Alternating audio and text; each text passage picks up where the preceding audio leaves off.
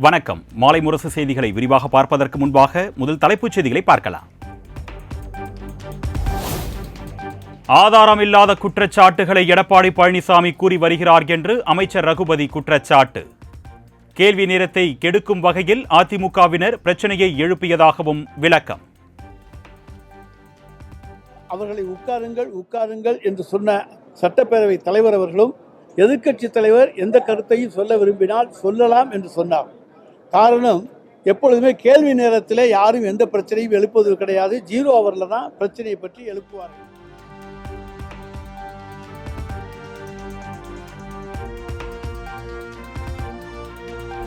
கள்ளச்சாராய விவகாரத்தில் தமிழக அரசு வெளிப்படைத்தன்மையுடன் செயல்படுவதால் சிபிஐ விசாரணை தேவையில்லை என்று அமைச்சர் ரகுபதி பேட்டி.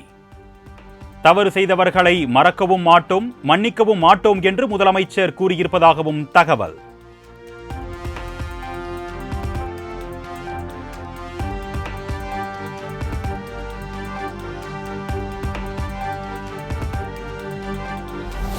கள்ளக்குறிச்சி விஷச்சாராயம் தொடர்பாக மாதேஷிடம் 2வது நாளாக தொடர் விசாரணை.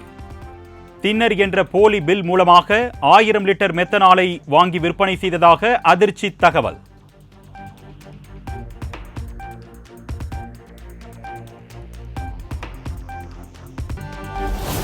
தமிழ்நாடு சட்டப்பேரவை கூட்டத்தொடர் 3வது நாளாக இன்று கூடியது.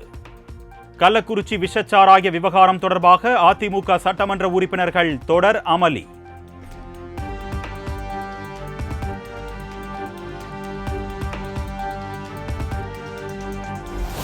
சட்டப்பேரவைக்கு 2வது நாளாக இன்றும் கருப்பு சட்டையில் வந்த அதிமுக சட்டமன்ற உறுப்பினர்கள். கள்ளக்குறிச்சி விஷச்சாராய விவகாரத்திற்கு எதிர்ப்பு.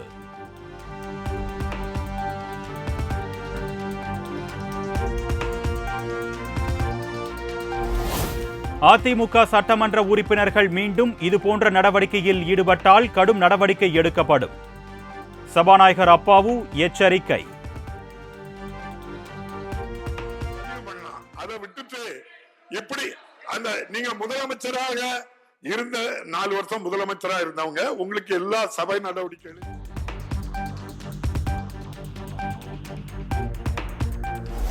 கருப்பு சட்டை அணிந்து வந்த அதிமுக உறுப்பினர்கள் சட்டப்பேரவையை விட்டு வெளிநடப்பு. சட்டம் ஒழுங்கு பிரச்சினை குறித்து பேச அனுமதிக்காததால் வெளிநடப்பு செய்ததாக கோஷம்.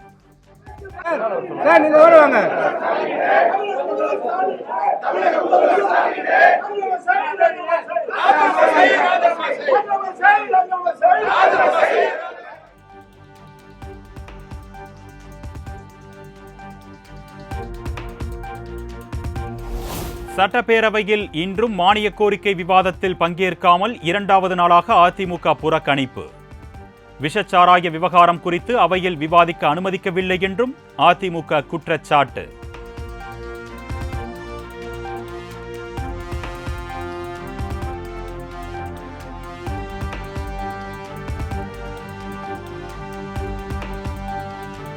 கள்ளக்குறிச்சி விஷச்சாராய விவகாரத்தில் திமுக அரசு மெத்தன போக்குடன் செயல்பட்டு வருகிறது. சட்டப்பேரவை வளாகத்தில் எதிர்க்கட்சித் தலைவர் எடப்பாடி பழனிசாமி பேட்டி.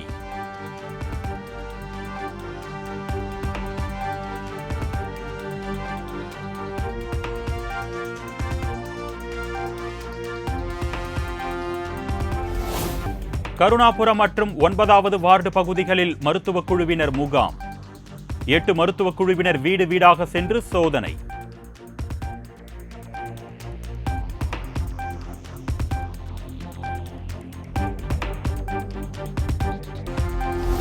கள்ளக்குறிச்சி, திருவண்ணாமலை உள்ளிட்ட 8 மாவட்டங்களில் 3 நாட்களில் 876 சாராய வியாபாரிகள் கைது. 4657 லிட்டர் சாராயம் அழிக்கப்பட்ட நிலையில் கைது நடவடிக்கை தொடரும் என்று காவல்துறை அறிவிப்பு.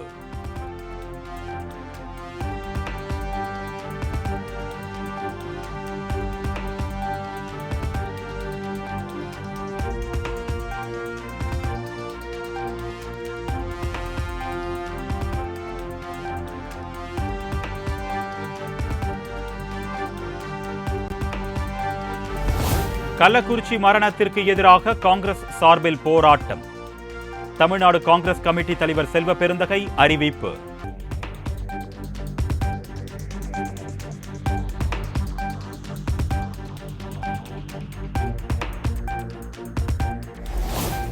போக்குவரத்து நெரிசலை குறைக்கும் வகையில் தாம்பரத்தில் உள்ள முக்கிய சாலைகளில் நடைபாதை ஆக்கிரமிப்புகள் அகற்றம்.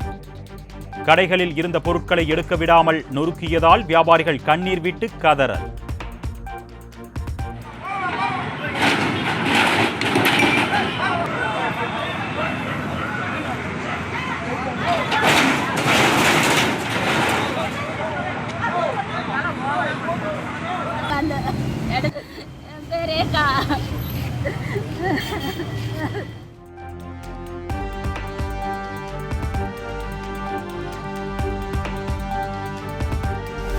ஆசிரியர்களுக்கான பொது மாறுதல் கலந்தாய்வு ஜூலை 8ஆம் தேதி தொடங்கி 31ஆம் தேதி வரை நடைபெறுகிறது. தமிழ்நாடு பள்ளிக் கல்வி இயக்குனர் அறிவிப்பு.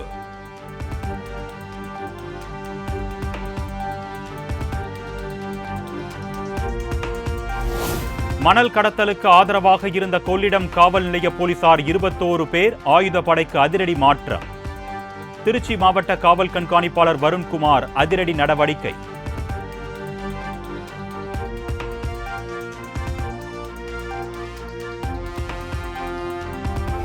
தமிழ்நாட்டில் தென்மேற்கு பருவமழை இயல்பை விட 133% கூடுதலாக பெய்திருப்பதாக வானிலை ஆய்வு மையம் தகவல். தமிழ்நாடு மற்றும் புதுச்சேரியில் ஜூன் 1ஆம் தேதி முதல் 22ஆம் தேதி வரை 9 சென்டிமீட்டர் மழை பதிவு.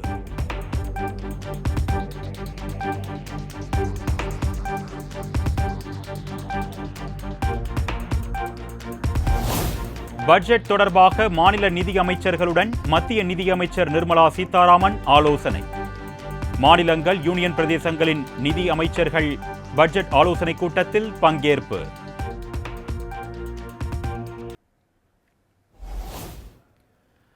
டெல்லியில் வங்கதேச பிரதமர் ஷேக் ஹசீனாவை புன்சிரிப்புடன் வரவேற்ற பிரதமர் நரேந்திர மோடி. இரு நாட்டு பாதுகாப்பு உள்ளிட்ட முக்கிய ஒப்பந்தங்கள் கையெழுத்தாக வாய்ப்பு.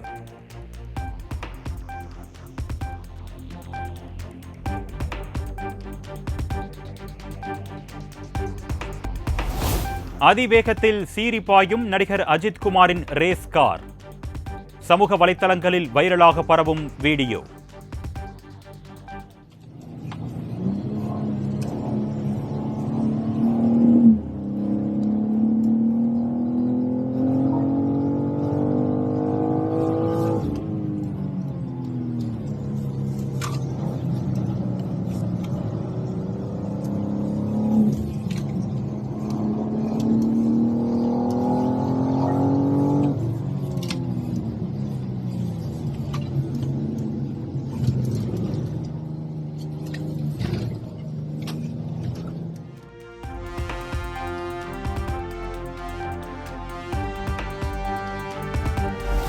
சென்னையில் ஆபரண தங்கத்தின் விலை சவரனுக்கு 680 ரூபாய் குறைவு.